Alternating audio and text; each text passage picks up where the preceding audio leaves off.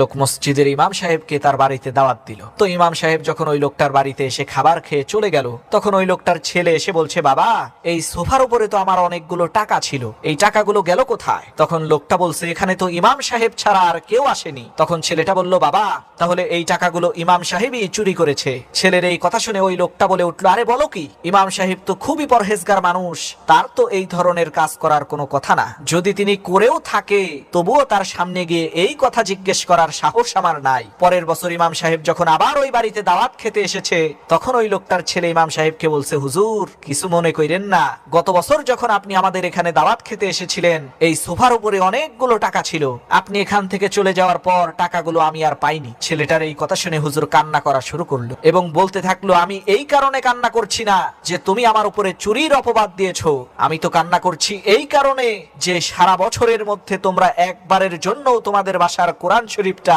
খুলেও দেখো না। তোমাদের বাসার কোরআন শরীফটা খুলে দেখো, টাকাগুলো সেই কোরআন শরীফের মধ্যেই আমি রেখে দিয়েছি। ইমাম সাহেবের এই কথা শুনে তৎক্ষণাৎ ছেলেটা কোরআন শরীফ খুলে দেখে, সত্যিই টাকাগুলো কোরআন শরীফের মধ্যেই রাখা আছে।